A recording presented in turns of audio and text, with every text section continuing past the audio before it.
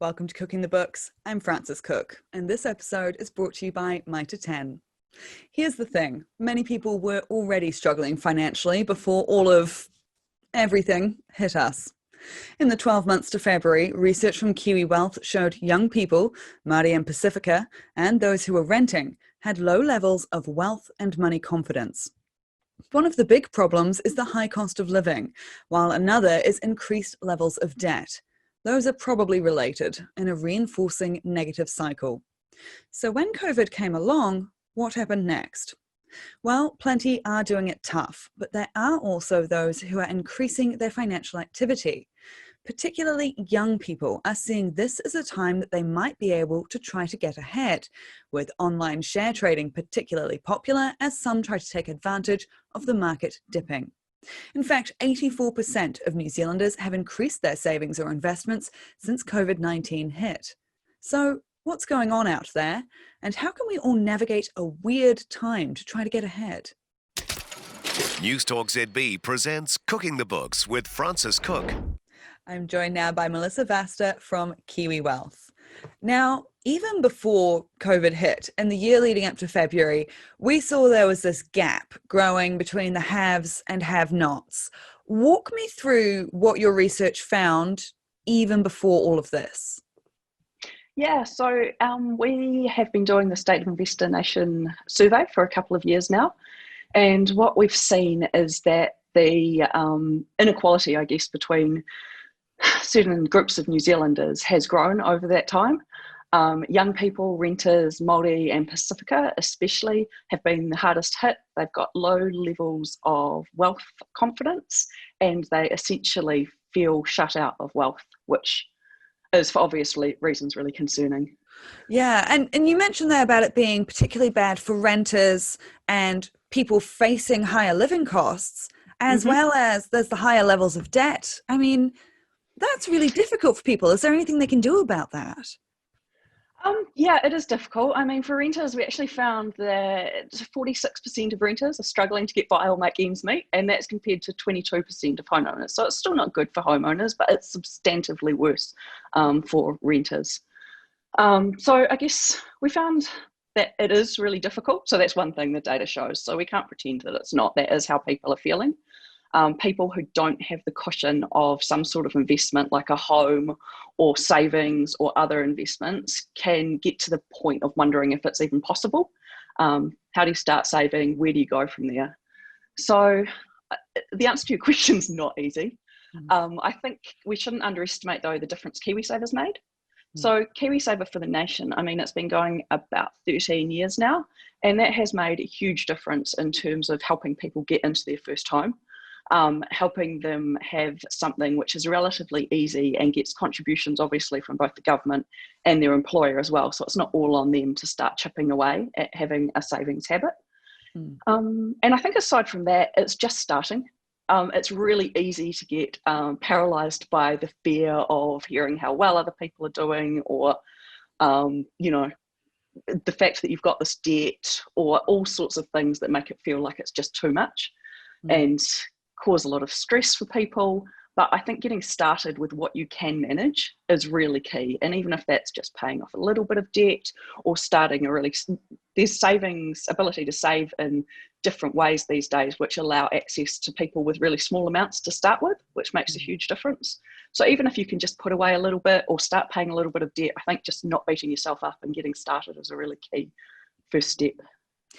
That's a really interesting point because I was actually reading some things the other day about the current levels of huge uncertainty and how it messes with your mind. You know, the human mind just wants certainty, and the fact that nobody really knows what's going on right now and when it's all going to end, it's very, very difficult and stresses us out at quite a fundamental level and can lead to the more messed up money decisions as well as worse other decisions.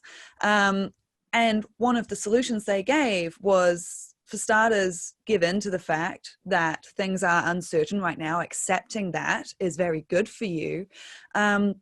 and then controlling what you can, even if it's small, and taking control of those things, that feels empowering. And it strikes me as a similar thing, what you're saying there.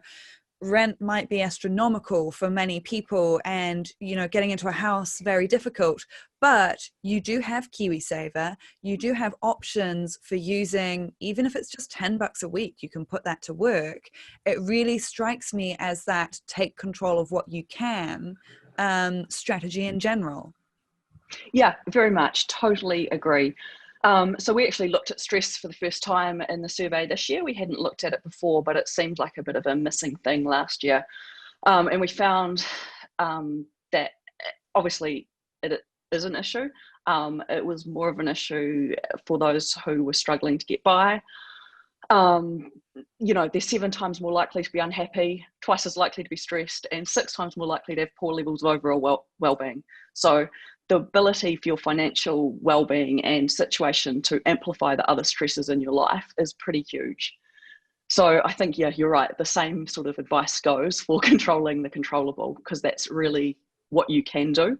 But it was really interesting, and it's good to be able to measure that now over time going forward, because it makes sense, like you've said, that stress feeds into this. It's something that we do have an issue with, obviously, mental health in New Zealand and around the world. It's impacting young people more and more, and we need to find a way for people to be comfortable with what they have now and how they move forward, and financial situation is definitely part of that. And of course, we're sort of bleeding into the next area that we're going to talk about there, because then post-February, COVID hit with a vengeance, and lockdown hit, and now we're going through round 2. And a lot of those younger people, you've got more research that shows a lot of those younger people who would be mostly renters have actually shown quite a big change in money behavior. Walk me through what's happened. Yeah, I think you're right. That has actually been quite fascinating. So lockdown, it's had, I guess people have had time on their hands, and they've got to learn and, put aside, do something useful, chatting to friends online, figuring out what they want to do. They might have had a bit of spare money, because we haven't, seen the impact of job losses fully yet with the wage subsidy. So just being at home, we've seen people actually take a real interest in the market, funnily enough. So people have really taken to getting started, to learning about investing, learning about shares, and start sort of dipping their foot in and starting investing. We also see many more people making changes to their existing investments, so which is mainly KiwiSaver for young people. But we saw 22% make changes over that 3-month period, compared to 25%, I think, the whole year prior. So people have really been getting involved with what they have, and also looking at ways that they can supplement that and sort of build on it, which I think is a really good thing.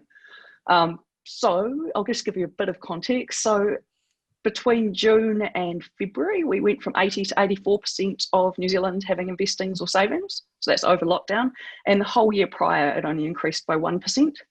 So people really did change their behaviour. And I think the uncertainty kind of also did kick people into action. It got to a point, you're at home, you don't know what's happening, but you feel like you should probably be doing something. So it has had an upside from that perspective. And we've definitely seen that in our products. So I guess Hatch, which allows you to invest in US shares in really small amounts, sort of get started. We saw huge growth, as I think digital platforms as a whole have, over that lockdown period. Young people getting started, really learning about investing, going through the sort of 5-week course, which teaches them a little bit about investing every week, and really keen and eager just to understand the share market and what it does, which is fantastic. Because since 87, I think it's actually been really hard to get people engaged in the share market, either in New Zealand or overseas. Yeah, it's funny, isn't it? I get so much mail about, mostly from, they either tell me, or I suspect, given the way the email is written, often older people will email me and say, you can't talk to people about shares.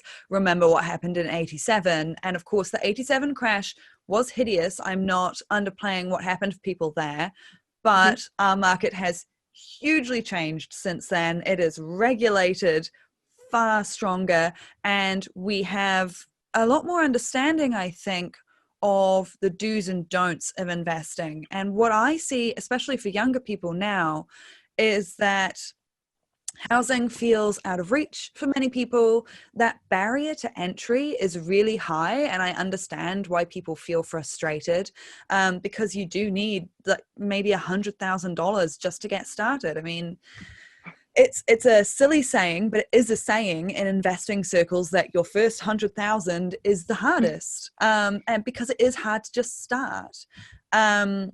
And yet, when you're looking at shares in the share market and investing, or even things like KiwiSaver, you can do $5 a week. It is literally that lower barrier of entry that you can start taking control of your money. The other side of that, though, of course, is that you have to do it properly. I love investing, but you do have to do it properly. So is there any guidance that can help people do this with more success? Yeah, so I think one promising thing is over lockdown, we actually have seen people, as I said, like use their time wisely. They're really trying to learn. We haven't seen sort of the behaviour that, because we get the similar feedback from people who have been through like the 87 crash, real concern about setting yourself up for failure in the share market.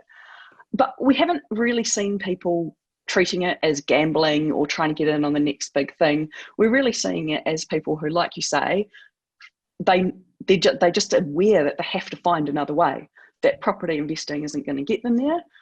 So they've got to try different things, and they tend to do it with a small amount of money to start with, something that they're actually comfortable with, and play around for a bit and sort of work their way up as they feel increasingly comfortable. I think we shouldn't underestimate the importance of getting advice when you start to invest. Maybe not when you're doing the initial sort of just playing around, getting a feel for comfort with, you know, what shares are, etc. But when you start to embark on investing for specific goals, to get some advice, be it through a person, or there's lots of digital ways of doing that these days as well, which make people feel a bit more comfortable. But getting advice from someone who can sort of talk you through, make you understand what your goals are, your investment time frame, and how much risk you're prepared to take is really key. I guess the other thing of KiwiSaver is we saw people make some relatively retrospectively not great decisions during lockdown, where they freaked out quite a lot at the drop in the markets and maybe moved out of a growth fund, locking in the losses, and then obviously the market's pretty much returned to above where it was prior to lockdown, and they've missed out on that increase back. So that's the kind of thing that advice can help you with and talk you through, or, you know, digitally show you the impacts of those potential shocks in the future, so that when it happens, you'll just be like, oh, okay. Well, this is one of those things I'm expecting, but I'm committed to my age and stage. I know what my goals are, and I know this is the right place for me. So I'm just going to sit tight and maybe not look at it for a month or two. Yeah, and this is where I love the fact that so many people have been getting more interested in their money and paying more attention to it. Obviously, it's not great that it's come about through often a lot of people struggling, but, you know, silver lining that people are looking at it, because I feel like one of the best things you can do to prepare yourself for investing is to do your research. And then you will hear people talk about constantly, the market goes up and down, but over time, flattening all of that out, it's a line up, but you've just got to go like that on your way there. And once you know to expect the downs, once you know that that's normal, you know, the March crash wasn't pleasant for me either. I didn't exactly like looking at it, but right? But you know it's coming. So you maybe literally don't look at it and you say, well, that's, I guess, just what we're dealing with now. And you hold on tight and you carry on. And you know not to panic, and you know not to switch your money out, because that is just selling. It's literally doing exactly what you fear. It is selling cheaply if you try and sell out when things have already crashed. But if you know that a good strategy when things crash is just to hold on tight and see how it goes, then you're prepared ahead of time. And I think those things freak you out a little less. So I think to pay attention and do things like listen to podcasts and read the financial news and read some books even, I think that really helps people's mental fortitude when they're trying to do something like this, right? Yeah, I couldn't agree more. And you also just shouldn't underestimate how times like that can really mess with you. So, like, you can feel like you're really prepared. But even in the team, at Kiwi Wealth, where we literally deal with this stuff day in and day out, I had members of the team wanting to switch when the crash happened because, it's really easy. You're concerned about the world as a whole. You're concerned about a lot of things when a market crash of that magnitude happens. And, you can get quite in your own, it's hard to look at things objectively. You can feel quite like, this is different, which is the common thing to feel in every crash because they are all different, but it can feel like this is the different one. And as you say, over time, once you smooth all that out, the markets have consistently increased. And there's no reason not to expect that will be the case going forward. Now, a quick break for a word from our sponsor. If you're listening to Cooking the Books, then you're pretty interested in making smart money choices. Well, so is the team at Mitre 10 with their new SmartMate Cash Account. A SmartMate Cash Account is a pay-as-you-go account for business, trade and commercial customers. It gives business access to trade pricing at participating Mitre 10 stores across the country, or you can shop via their online trade hub. It's free and easy to apply online at mitre10.co.nz/trade/SmartMate. Find out more and choose the best option to suit your business.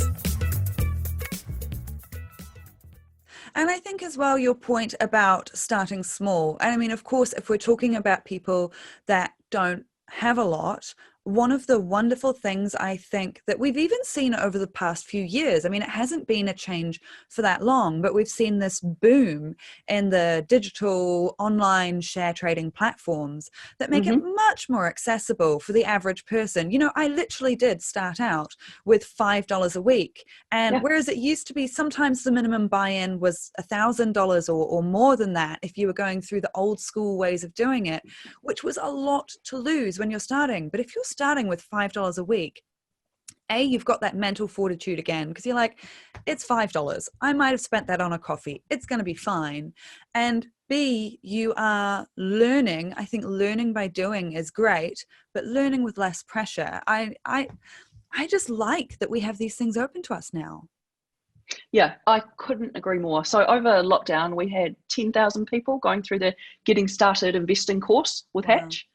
So that's not even investing, but people who are just keen to learn. So, trading volumes and everything were up as well, but people are, as I say, going through the course and really wanting to learn what's best, which is really, it's just awesome. I mean, that's what we need. We need a way of saving that's outside of property. And we've also got to remember that shares have been open to people with money, as you've just said, for a long time, and they've continued to invest in the markets. They've continued to feel comfortable. As you say, things are much more regulated now than they were in 87. I think we can feel a lot more comfortable. The FMA is really across what's going on in the industry, both at an advice level and at a product level. I think it is a really different environment. So whilst I understand that fear, I think that people who have money have been doing this the whole time. And really the main difference is that now there's an opportunity for people with lower amounts to invest to start out and start their journey rather than waiting till they've accumulated. They can learn as they go. And of course, the investing is often how those people who are wealthy got wealthy in the first place. So I feel like taking control of these things is one way to do something as an individual, because, we're talking about this widening gap between the haves and have-nots. I don't want to put everything on the individual. We'll come to some wider things in just a moment. But if we're talking about what you can do for yourself now, to feel like you're taking a bit of control, what would be your main message to people in those situations trying to improve it? I think acknowledge your situation is the first thing. Look at where you are quite honestly, and then make small changes. And that might be debt to start with. Maybe you literally are in a situation where you just can't afford to put anything aside and you just need to start on that debt, but just start. Put aside an extra couple of dollars, as you were saying, onto your debt. And it sounds ridiculous and it can get really demoralizing if you've got friends, because people like to compare these days as well. And it's the way that sort of people get motivated, but it can also be a huge demotivator if you perceive, because it's often not the case, that people are doing substantially better than you. And it can make you sort of, it's interesting with retirement. So we originally put out, before it was mandated, we rolled out Future You, which showed people their retirement, what their projected sum in KiwiSaver would be at retirement, because we were looking at ways to engage people. And that was the only way that we could make it happen, making it real, as in this is the lifestyle you can have at retirement based on where you're going at the moment. Which was great, and it did have that impact. It engaged people, and as we've seen, the FMA have started to do mandate that now as well. But there is also a set of people that it actually just freaked out, and it almost became it paralysed their ability to do anything. So I think really getting through that is so key, especially while you're young, because it's hard to imagine the difference that saving while you're young can make to your future. It feels like, that's just, it's not really worthwhile. But savings you can put aside while you're young have so much longer to grow than trying to catch up when you're 45, 50 and have lost 20 to 25 years of opportunity. Oh, absolutely. I always say this, and so I'm going to sound like a broken record, but when you're young and broke is the perfect time to invest, because $20 now will do so much more for you than if you try and put in even $40 in a couple of decades. The impact of time, and I've done other episodes on things like compound interest, if people want to go back and listen in the archives, but that compound interest is so powerful. You should not underestimate what even 5 years of your money working for you can do for you. What about as a society? I don't want to neglect that side of things. Are there things that we should be changing in order to support people who are trying to make things better for themselves? Is there more we should be doing to support them? Yeah, I think with us as the society, it kind of starts almost in the same place, in that we really should acknowledge that this wealth gap exists and is growing. I think it can feel like you've gone through that, you got through, younger people and people in the situation at the moment should get through, or, I managed to save my house and things like that. But the reality is it's growing, the gap. It is harder for people these days. There's a lot of change in the world.